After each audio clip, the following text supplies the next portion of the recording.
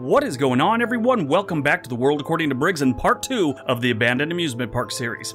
Here's the backstory to this series. Last week I asked if there was any interest in videos about abandoned Disney parks, or amusement parks in general. The overwhelming response was yes, which is a good thing because I really wanted to make these videos. I want to make sure people would watch them. So we're doing this series on parks that have been abandoned, and then we'll do one video on just Disney parks. Most of us love theme parks. For the sounds we hear, the smells we smell, the lights we see, the rides we ride, and standing in long lines. Okay, maybe not the last one. If you are a fan of standing in long lines, please see a mental health professional. You are unwell. Whatever the reason, theme parks are loved, not just in this country, in most countries. And that's why we feel a little sad when one closes its doors forever. Today's list is about those theme parks that have had the lights turned off for the final time. If you didn't see the first video, there's a link down below in the description area. You don't have to watch that one first. This is done in no particular order. All right, let's check out part 2.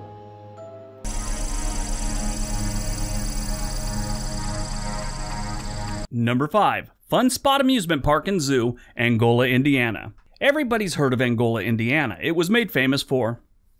Actually, it's not famous at all, in any way, shape, or form. I'm not even sure I've ever heard of the place until I was researching this video. Much to my surprise, they have a university, a closed amusement park, and a bunch of 18-year-old girls that dream about being anyplace else but Angola, Indiana. But back to the park. For years, the Fun Spot Amusement Park and Zoo was where you went at least a couple times in your life, if not a couple times every year when the weather was good.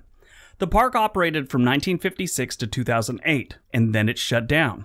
No real reason why. There was a decent-sized zoo area in the park where you could view exotic animals like tigers, parrots, some elk, and apparently they had a cougar at one point. The park had a total of 24 rides, an arcade, a water slide, shops, and some food stands. This one's a mystery as to its demise. I couldn't really get an answer in my search on why it shut down, which leads me to think that it was just a financial situation. Maybe they got tired of it and it just wasn't profitable anymore and they shut the doors. Or maybe there was upgrades that had to be done and they couldn't afford it, so they just decided to close the place down. For the most part, the park remained as it was for a handful of years after they didn't open again, other than the animals. It was like somebody forgot to open one summer and that was it. Sometime around 2015, they took out most of the rides that were really worth anything and left the rest to the elements. You could still see where it was from Google Earth. There's just no rides there anymore. But this part of Indiana kind of looks boring already, and this just made it even more boring.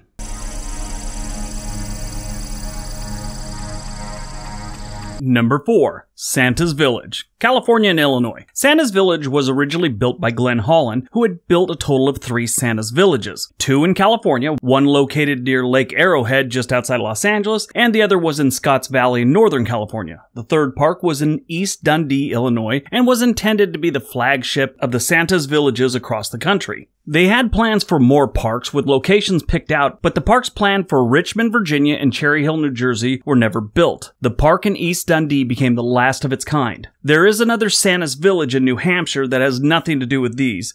All 3 of the Glenn Holland parks have some history and some drama. This may get a little confusing, so hold on. The Illinois park operated as Santa's Village from 1959 to 2006 when it closed. After a whole bunch of rehabilitation and they fixed the place up nice and shiny, it reopened in 2011 under new ownership and a new name. Santa's Village Amusement Park.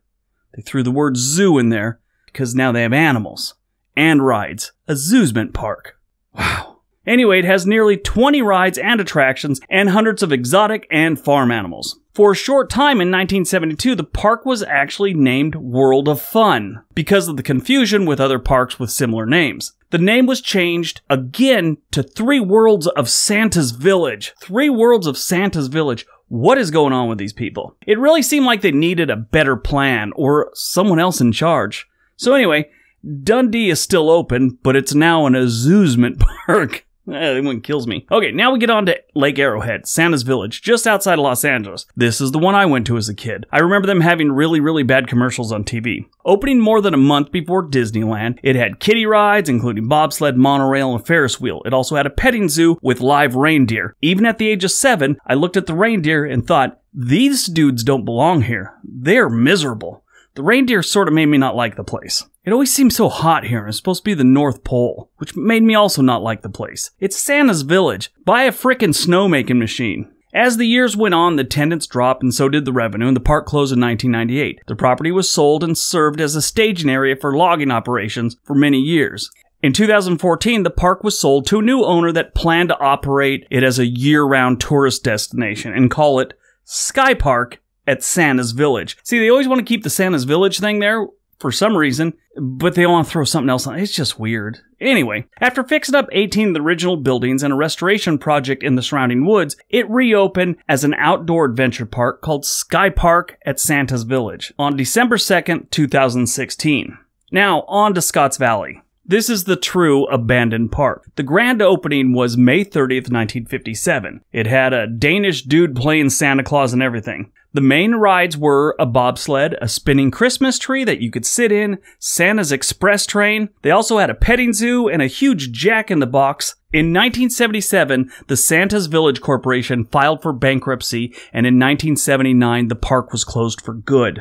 That one is sad. It was like a pilgrimage for families in Northern California. It's too bad. Some of the buildings are still visible to this day. If you look in the clearing right by Polo Ranch Road off the Santa Cruz Highway in Scotts Valley, you could see them.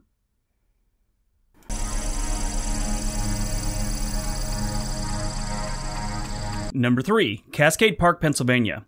Newcastle, Pennsylvania was a growing town around 1900. They had a new local amusement park that started bringing people into town from around Pennsylvania and Ohio. Officially, the park opened on May 29, 1897. The park had an outdoor theater, a roller skating rink, some carnival rides, a grandstand, and an indoor roller coaster called the Figure 8. In the winter, they had ice skating. They also had a kissing booth at one point. Yeah, that was a thing. A kissing booth. You could go to a park and pay a girl to make out with you. Let's see that happen again someday. I mean, besides the fact that that just doesn't happen anymore, now you got COVID-19, how much do you have to pay this girl to make out with you? Weird time. Things went relatively smooth for 30 years when in the summer of 1927, tragedy would hit the park. 2 guests died when they were riding in the first car of the roller coaster. Some accounts said the victims were thrown from the car, while others say they were standing up in the car and just fell out. After the deaths, the park put buckle straps into the rides to prevent further issues. You'd think this would be the first thing they put on the roller coaster right after seats. I guess they did things differently back then. A bad reputation and termites ended the party for the roller coaster. In 1954, they added another roller coaster. This time, it came with seatbelts. Decades of poor maintenance caused all the rides to be closed for safety issues or lack of insurance. Vandalism was on tap for most of the 80s for the park, even while the park was open. Yeah, while they were open, people were just spray painting things. 80s kids, bunch of punks. And then someone took 15 carousel horses from the ride. I think the park was closed when that happened. I can't imagine someone unbolting a horse and walking off with it during normal business hours. By the time the 1990s rolled around, it had become a nature park with picnic benches, a playground, and fitness trails. These days, supports from the roller coaster along the creek are still there. You could see them, along with some other things. A lot of the buildings from the early days are still there, but they haven't been in use in decades.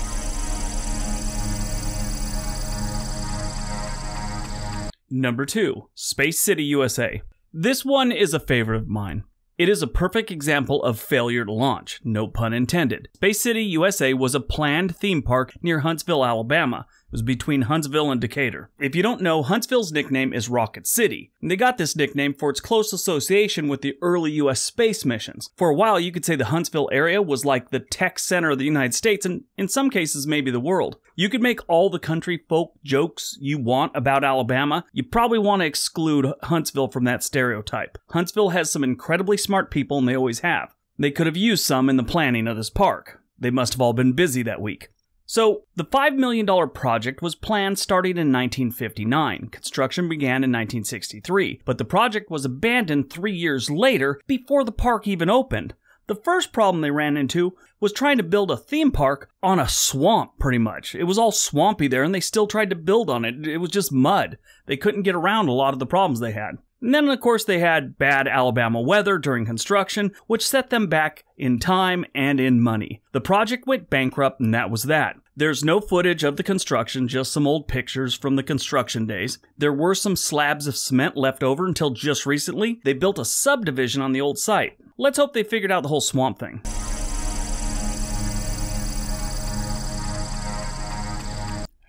And number 1, Dogpatch USA, Arkansas. Fans of the Little Abner comic strip may remember Dogpatch as home to all its weird country folk characters. I shouldn't have to tell you all that. Everyone knows who Little Abner is. I'm totally kidding. I'm sure most of you have no idea what I'm talking about right now. And when I say most of you, I mean all of you born after 1980.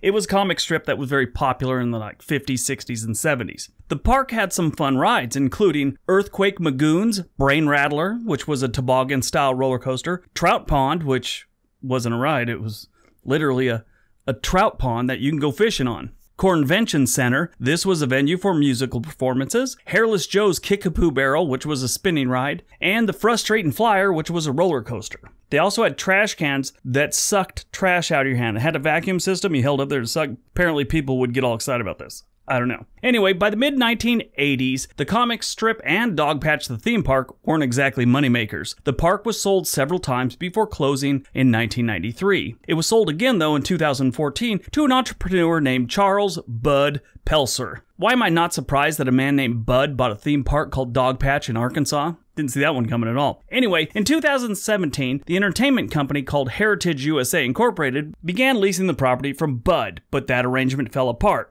I don't know, maybe they dirtied up the trout pond. Who knows? Most recently, a small portion of the site was reopened as Cabin Patch USA. Reminds me of Cabbage Patch, that stupid dance. Anyway, it's a primitive camping area with plans to add on bathrooms, cabins, yurts, covered wagons, RV sites, and all that fun stuff. Maybe even a fire pit. Anyway, so yeah, that's number 1 on our list, Dogpatch USA. Gotta love that. Alright, so that's our list. I hope you guys enjoyed it. That was kind of fun. I like this one. Hope you got some information out of it. If you like what we're doing here, give the video a big thumbs up, subscribe. Everybody have a great day. Be nice to each other.